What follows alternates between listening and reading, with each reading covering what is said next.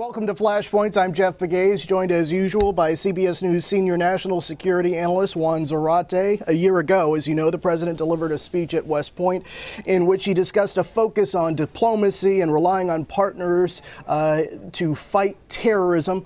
Let's take a look at some of that speech. For the foreseeable future, the most direct threat to America at home and abroad remains terrorism. But a strategy that involves invading every country that harbors terrorist networks is naive and unsustainable.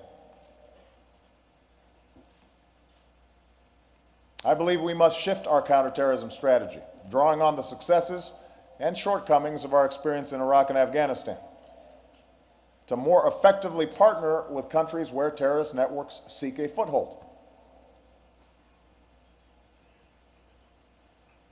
And the need for a new strategy reflects the fact that today's principal threat no longer comes from a centralized al-Qaeda leadership. Instead, it comes from decentralized al-Qaeda affiliates and extremists, many with agendas focused in countries where they operate.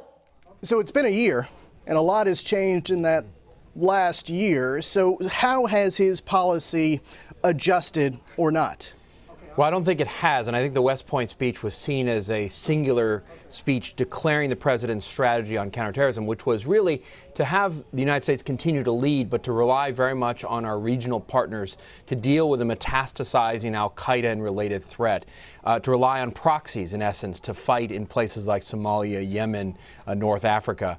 The reality, Jeff, though, is things like the Islamic State weren't present in his speech and certainly weren't central to our national security debate or the fight on terrorism. That's now the reality. The threat itself has quickened in a way that has overtaken, in many ways, this speech and this strategy. And third, as we've seen in Iraq recently, the reality is that our proxies and our friends on the ground, frankly, may not be able or even willing in some cases to take on the fight.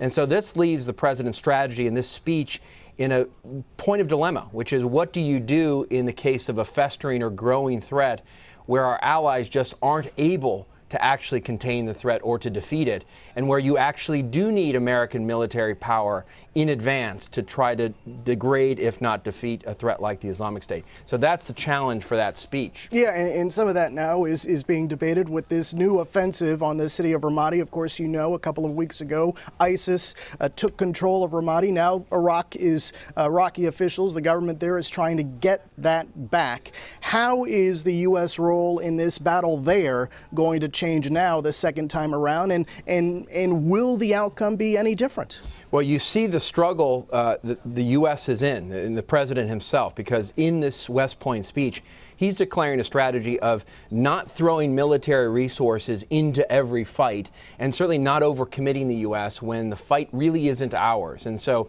the discipline of the speech is really let others do the fighting. We'll support where we can. But the reality in Ramadi, as well as in Syria and other places, is that the forces there may not be able to do the job without American firepower, without American leadership, without American presence. And I think that's a real conundrum for this president and this administration. How do you deal with these threats when, in fact, your proxies, your allies, aren't able to do the job without more U.S. military involvement? This president has really avoided that, has tried mightily to declare that in this speech and in others.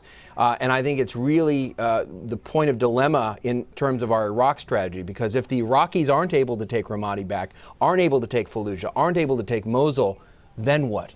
Do we allow the Islamic State simply to maintain its Islamic caliphate as thousands of foreign fighters come in and as their allegiance around the world grows? I'm not sure that's a good position for the U.S., and certainly that's not a good position for the president as he transitions out. Well, so at what point does the administration have to change course? Some of the president's critics have, of course, called for more troops on the ground. At some point, does the administration have to go that route? Maybe, but I think first and foremost, Jeff, we have to do what we say. In this speech, you'll see a lot of things that the president talked about and declared. For example, in Syria, where we were going to amplify the training, we were going to accelerate the work we were doing with Turkey and other countries. That work is really stalled. It's slowed. And so, first and foremost, I think we need to do what we say we're going to do.